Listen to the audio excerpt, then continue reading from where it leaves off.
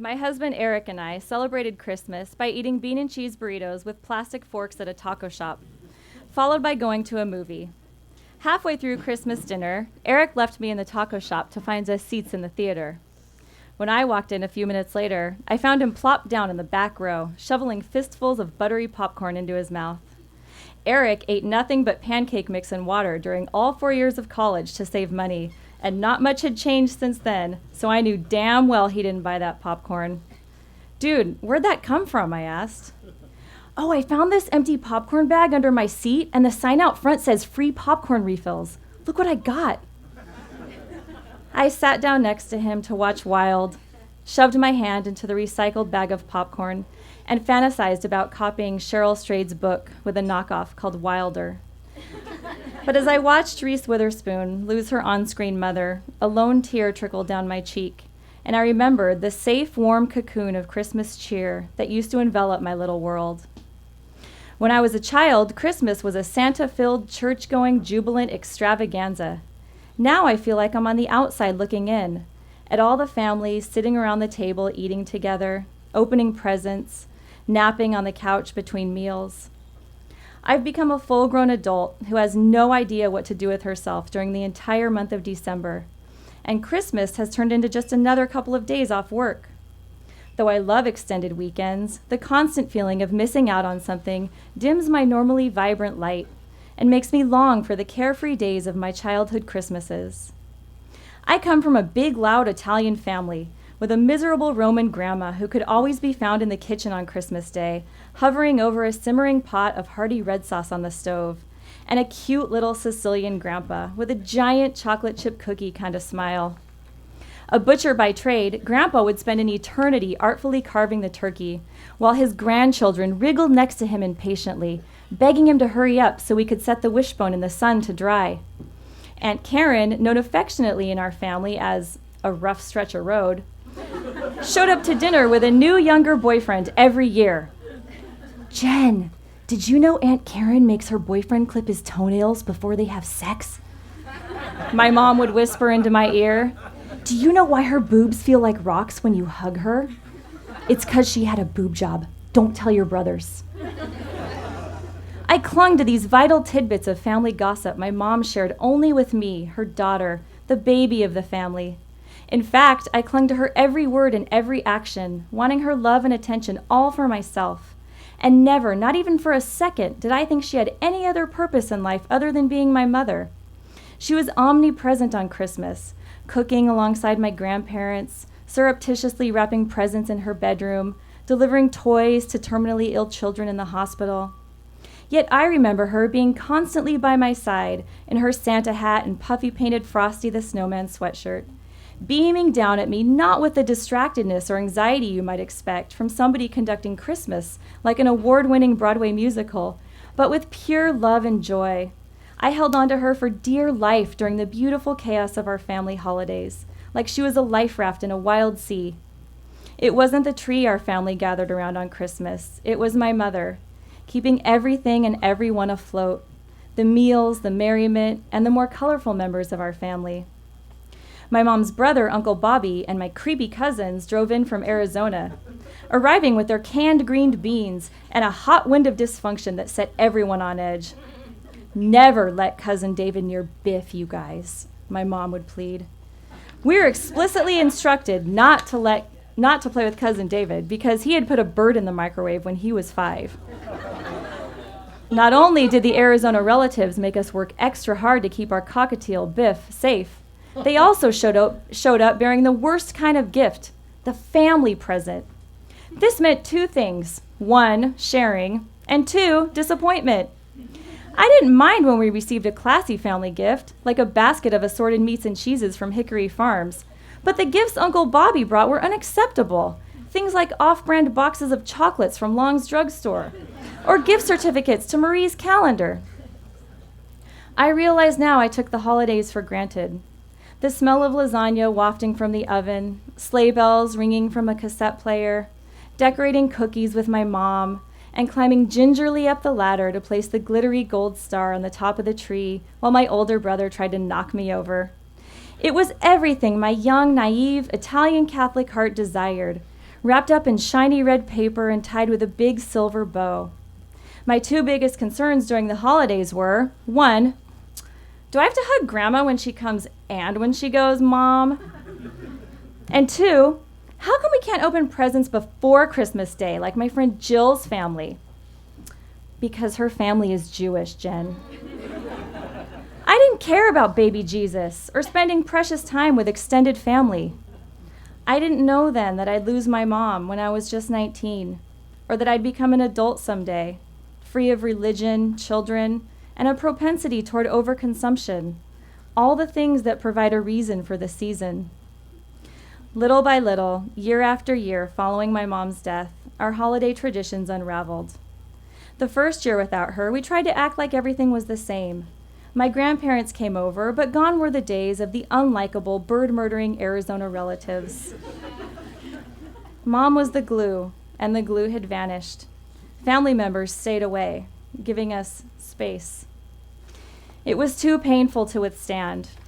We all sat around the table, picking sorrowfully at our plates of food, sullen, withdrawn. That very first Christmas without my mom, Dad came down with a terrible sinus infection that kept him in bed and out of real life for 10 straight years. My mom was the glue that had held my dad together as well, and without her, he crumbled into pieces of a person who pulled the covers over his head and slept the years away, curled into a little ball like a child, unable to put himself back together. In 2004, in the 5th year without my mom, a well-meaning family friend miraculously forced my dad out of hibernation to go Christmas shopping. I was bringing home a new boyfriend for the first time, Eric. I had prepared Eric for the worst, explaining that he probably wouldn't meet my dad because of the really bad sinus infection. But I was pleasantly surprised to walk into the house on that unseasonably warm Christmas day to find a real tree standing up and decorated, with a scattering of meticulously wrapped presents in neat little piles underneath. I felt something I hadn't felt in years: hope. My dad had finally gotten out of bed on a day that mattered to us, and he'd even bought and wrapped presents, a sure sign that his sinuses were clearing up. Growing up, one of the long-standing family traditions we'd had was opening gifts in order of magnitude, which for me had meant a storybook box of Lifesavers, followed by a calendar with pictures of baby kitties, and finally to a beautiful piece of jewelry my mom had picked out from JCPenney's just for me. In an effort to preserve this tradition, Dad had organized our presents in stacks so that we'd open the best gift last. He'd even gotten a small gift for Eric, a giant gold-plated money clip for a man who carries around his essential items in a binder clip he stole from work. When it was my turn to open gifts, all eyes were on me. I opened 3 small gifts first: a box of See's candy, a new sweater from Kohl's with a built-in scarf, a scientific calculator. Before opening the final gift, I glanced over at my dad and saw how proud he was of himself. His sad, withered face wore a look that said, "Wait until you see this." I could tell by its size that it was a gift card, which I would love no matter what, because I had just finished grad school and had yet to find a job. But nothing could have prepared me for what I saw when I tore open that envelope and stared down at the red and black card sitting in my lap. My face grew hot, my mouth went dry, and time froze as I sat mortified on the living room couch with my dad, my brand new boyfriend, my 2 brothers, and my 10-year-old nephew, staring down at a $100 Fredericks of Hollywood gift card.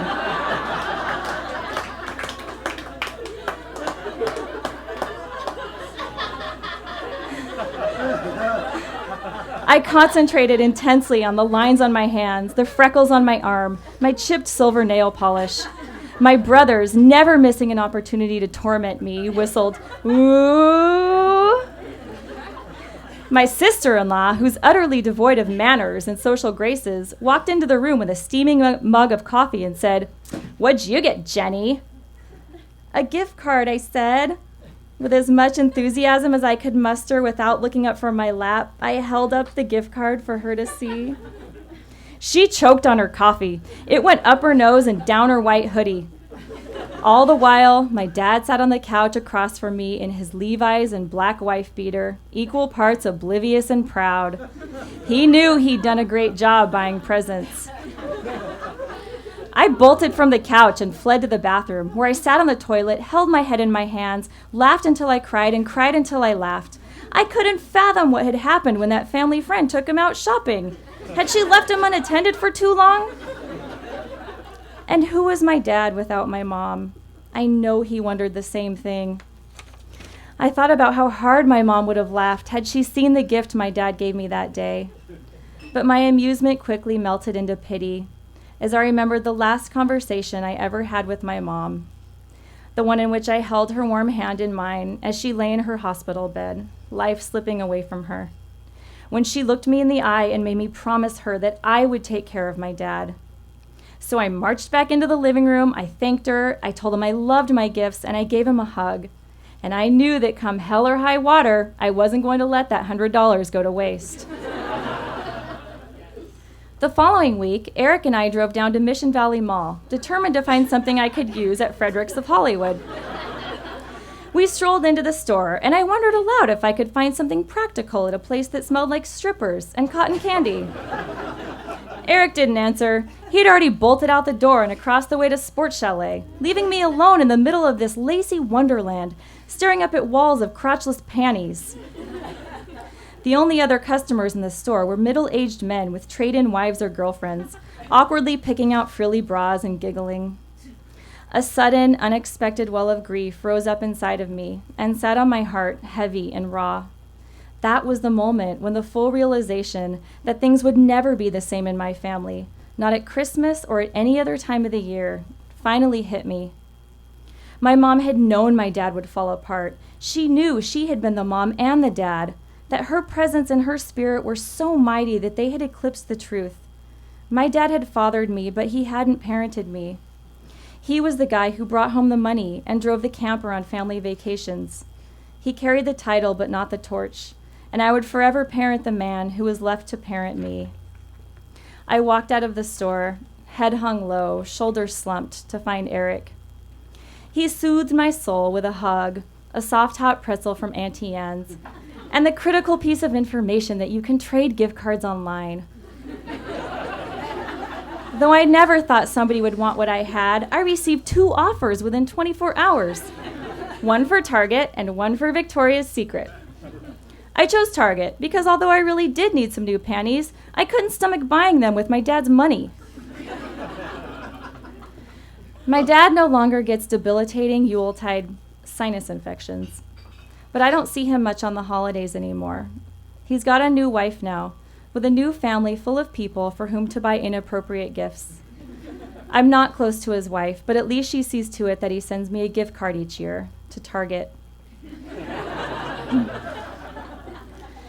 Every December, I know a part of me will ache for the holiday gatherings of my childhood, the ones when my mom was the North Star, a glowing beacon shepherding our family through Christmas and through real life with her brilliant light.